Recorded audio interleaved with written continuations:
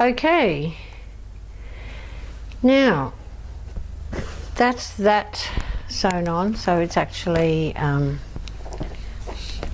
to stand up like so, which is cool. I did go around twice. It's much easier the second time to go around, and also when you get to the corners going around the second time, you can clip and give it 3 clips, so 1 directly on that corner and then 1 each side, and that helps. This is not something you want to come apart. So now I just need to trim off this section, and I'm going to open this up.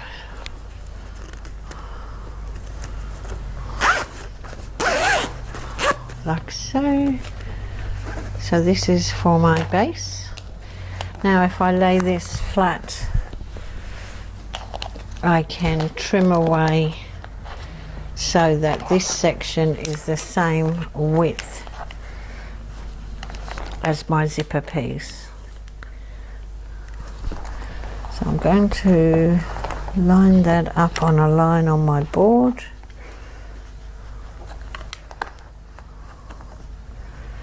And go for it.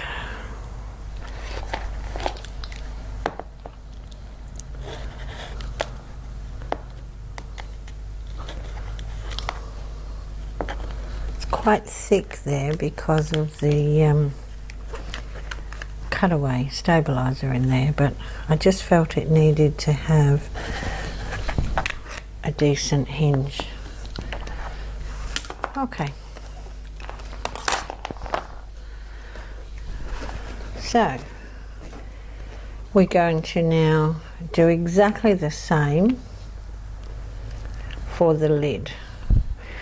So I've already got a pin here to mark the halfway, and pretty sure if I zip this up,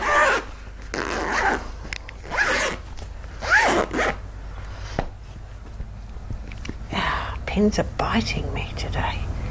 Ouch, ouch, ouch.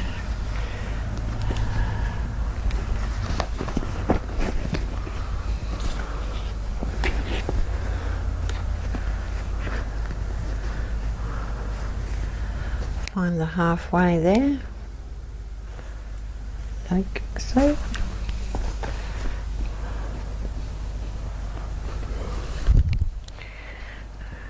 That looks pretty good. Okay. Now it's probably easier now. We're going to have to, this is actually my base, although it doesn't matter, but I wanted this to be the lid.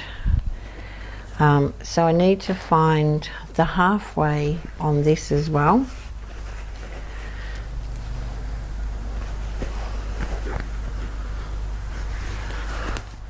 And this way.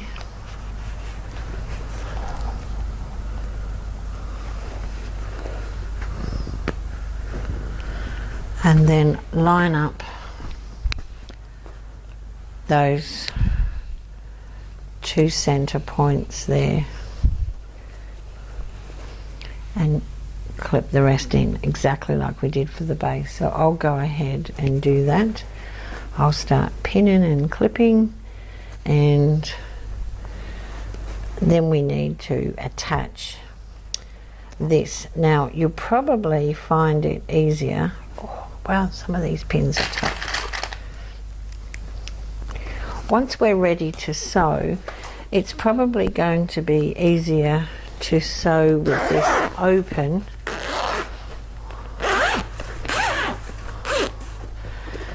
and then we can work on it this way. Okay, you might even find it a bit easier to pin this way as well.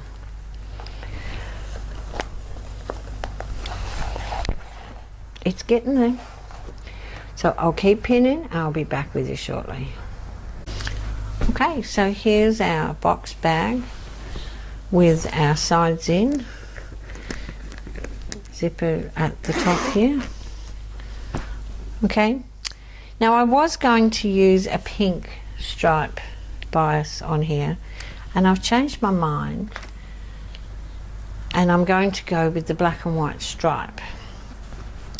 Now, I don't know if some of you have done this before or not, where you calculate the size of your square, cut the square on the diagonal, and you make your bias or your binding or whatever you're making. Might be for a quilt and not necessarily a bag. So when I've Googled how you work that out, I came up with a calculator. Now, if I put the tape measure on here and measure all around, I actually get 50 inches for the top, and then I need the same for the bottom. But if I go on the measurements, which were 13.5 inches square that we started with, 13.5 times 4 is 54 inches for the top and the bottom. So you are probably, definitely better going with your original measurements, and if you have a bit more, so be it. But I wanted to talk to you about the way those calculations work. So if we have, I want my binding to be 1.5 inches. So the plan is that you take your measurement, which in this case now has become 54 and 54, which is 108. So if I just write down 108 and you multiply that by the width of the binding you want, so in this case 1.5, and you take your trusty friend who has a calculator and multiply that. Now you need to use get the square root of the number. So the square root symbol on the computer is a 2 with a tick and a multiplication sign. Okay, it kind of looks a bit like that.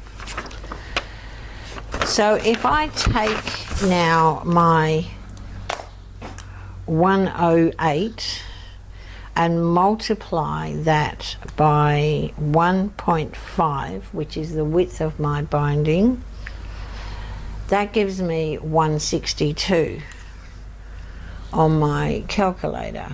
Now if I turn my calculator on my phone sideways, I get a whole heap of other numbers come up, and the square root is just here on this end, and it tells me 12.729 blah blah blah blah blah. Okay, 12, there we go, 12.7279221, so 12.7. But if you were to cut your square at that number, it's not going to work, because that doesn't take into account the seam allowance for when we cut on the diagonal and then have to stitch it back up.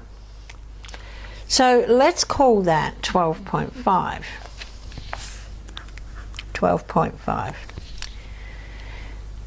And I know my width is 1.5, and 1.5 doesn't equally go into my 12.5 square. Okay, so how many times does 1.5 go? So if I made it 13.5, that gives me take it to the next 1.5. So 1.5, 1.5, 3, 3, 6, 9, 12. That gives me 8, in theory, 1.5s. And if I make it 13.5, that gives me an extra one, and there's no waste. Now the fact that it's 13.5 and we started our bag at 13.5 is just a coincidence based on the numbers. There's no significance because that's 12.5. This has to be the same. So if you're going to do your calculations like that to work out what size square you've got, remember to add on, doesn't matter what size binding you've got, just remember to add on 1/2 inch seam allowance, and then whatever that number is, if you can divide that into the number, the width of your sashing or binding that you want. If not, just take it up a level. Now I did the number here that told me I would get the length I wanted, and I was 4 inches shy.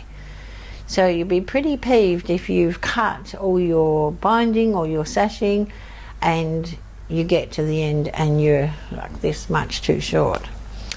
So I hope that makes sense in how to do the calculation. So I have here a 13.5 inch square, and I'm going to do it with you. In case you've never done this before, it's worth the exercise. And I think I need my longer ruler, which is over here. Here we go. So what we want to do is to cut this square from corner to corner, and probably a good idea to line the points up on the mat as a double whammy. Then I can just go from corner to corner on that line.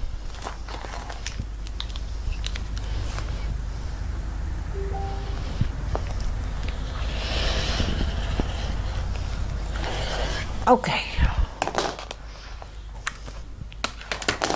so now we have 2 squares. 2 squares. 1 square, 2 triangles. Okay, now if we lay them down so that you've got 1 triangle point facing up and you want the other one laying down. So I'm sure you can see that. So we've got 1 up, 1 down. Okay. And now I need to sew these 2 together with a 1/4 inch seam. So if I just pick up those 2 edges, it looks like this. And I'm going to stitch from end to end. Okay. Now the point will hang over one end and you'll have a tiny bit hanging out the other end, and that's fine. So I'm just going to stitch this a 1/4 inch all the way down. I'll be back in a sec.